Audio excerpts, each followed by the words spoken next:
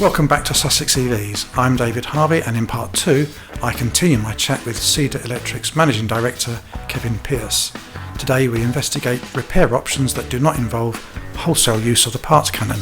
Kevin explains what is happening to a sick Tesla. We've got a rear motor that we're taking out of one this week to see whether we can come up with a better valued proposition for the consumer, to see whether we can repair that motor rather than having to replace it or put an exchange one in it that Tesla offer. I've actually had a customer, his Model S has had 2 motors already and it's got another fault on it. So there's obviously a reason why this is happening. Hevra, you're part of the Hevra network, I think. Yes, indeed we are, yep. I guess you liaise with quite a few other Hevra agents, and I guess they're often on the phone to you for advice. Perhaps you share information, or? Yeah, we do try to. People are starting to stick together and help each other out a little bit more, and willing to do work with each other. It's difficult.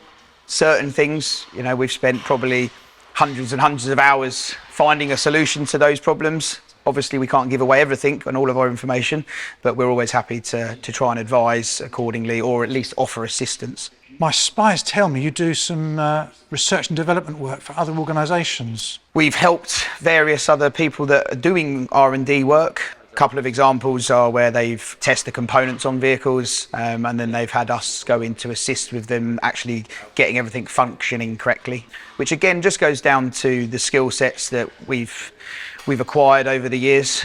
I say we, the royal we, predominantly Matt and Adam are the main 2 guys there. You need to have that information before you can truly understand why they go wrong. So that's where their expertise have been coming very useful for others as well. And you have a good relationship with Northbrook College, yes. Just literally across the road. Yeah, there. Chichester College is, yep. So Chichester College is the group. Their lecturers come over and they get real world experience from the work that we're doing, which then allows them to pass that on to the future generations. I'm assuming Northbrook College is a kind of a heavy engineering kind of establishment. Yeah, they've got aviation. They are going to be doing trucks as well soon. So from the level of what they can train, it's very, very beneficial. Do you offer a mobile service? We do not, no. So we have a nationwide collection service that we can offer, depending on where it is and what needs to be done. We have a full-time driver and the facilities to be able to collect any vehicle under 3.5 tonne. I understand Tesla service centres charge, I think it's £165 plus VAT per hour. How do your charges compare? It's a strange thing that people have this idea that everything should be charged by the hour. I have no idea how much my dentist charges by the hour. I just know how much this service that he delivers me costs. Sometimes our hourly rate might be £20. Other times it might be £150. We have to recuperate our costs for our knowledge, so we don't always charge it by the hour. When it comes down to more standard servicing work, again, depends on the skill sets that are required. A lot of places have a blanket, they say that their blanket labour rate is £100 an hour, for example. Well, if it takes that garage 2 hours to do a job, and it takes us an hour to do the job, but our hourly rate is £150, where's the hourly rate? So hourly rates are a common misconception of how to judge value. Ask what the package price is. But sooner rather than later you'll be working on some sort of menu pricing thing. Yeah, very much so, yeah. So we're building currently our service packages for the more generic work in terms of steering, suspension components, the servicing stuff. Pretty much all on menu pricing. Even the battery overhaul has a menu price for the standard overhaul that we're offering.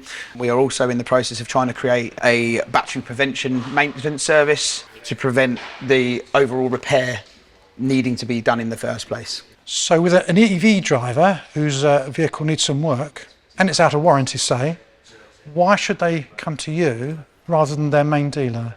If you're a Tesla EV driver and you like to actually speak to people and get an answer rather than having to wait a day before you ask your next question, you have myself on the phone. We have 7 front of house at Cedar Garage who are always ready to take the call, ask the relevant questions which they can then forward through to the team here. We have another member of staff starting who we will be transitioning to start taking on more and more of the inquiries here. We really pride ourselves on, as I said earlier, no such thing being a problem, and whether that's us as a solution or we can help you find a solution, we'll always do everything we can to help. And if that EV driver's vehicle is is under warranty, Yeah. and they want to come here rather than their main dealer, Yeah. what kind of reassurance can you give them about the warranty being maintained? So same as with ICE vehicles, block exemption is still valid. So people can take their vehicle anywhere. You have a right to choose what repairer you use. If we are doing any servicing or maintenance work, whilst it's within its warranty period, we do it to the manufacturer's specification, which keeps your warranty completely valid. The stuff that we're doing here, the specialist repair stuff, a lot of this stuff is for vehicles that are either out of warranty or in warranty, but their warranty won't cover it. So, I mean, this particular one here is a battery out of a Mini.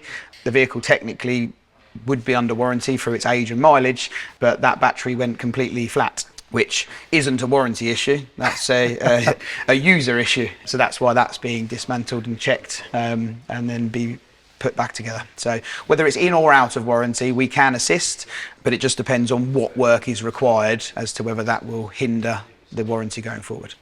So I know you've got big plans for the future. You've invested in a lot of equipment and staff. 5 years' time, say, how do you think the business will be compared with now? There'll be a natural transition of ICE vehicles out and EV vehicles in. That's going to be the same for most garages that want to go down the route of working on EVs. For us, we'll separate it and segregate it in sense of this particular premises is doing a lot of, as I mentioned earlier, high voltage component repairs. That's what will predominantly be happening here. We're doing a lot of R&D stuff here to see whether there's even a possibility to do repairs. The Range Rover, as an example, the hybrid batteries, when they fail in them, you get two options from Range Rover.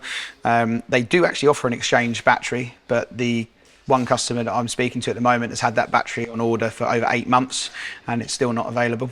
The other option is a new Range Rover hybrid battery. I think the last quote I was told was £23,500. We actually have a repair process for that.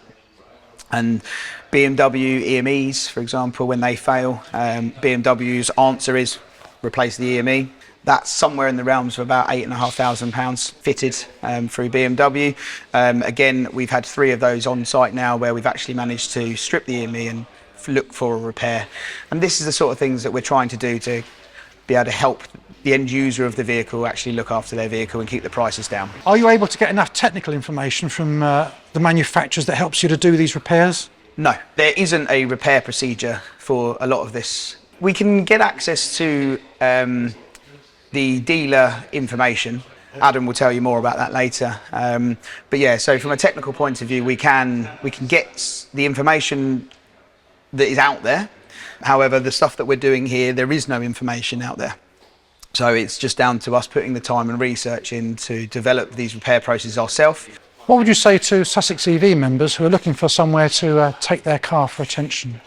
Make sure you find somewhere that have got a minimum of a level 3, ideally level 4 trained technicians, somewhere that is definitely looking at the transitional journey into EVs. Whether that you choose us as a garage, we'll be able to help you in any way. But if you're looking for anywhere else, just put that little bit extra time in to make sure that the garage that you're choosing really has put the work into understanding your vehicle as well as you probably do.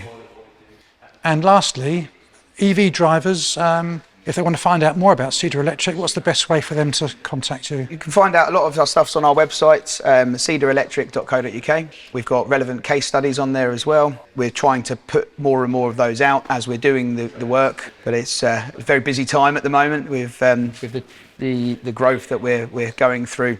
Certain case studies are on there which give quite good reading, so you can see the type of work that we have been taking on and helping customers with. So yeah, if you go through that channel, it's probably the best bet to find out the most information about us. Kev from Cedar Electric, thanks very much for your time. My pleasure, thank you. Join us in part 3 when we hear from senior diagnostic technician Adam Cannell, who talks to us about high voltage component maintenance, and we watch as he removes a Tesla battery pack. Don't forget to like and subscribe, as it really helps us to grow the channel.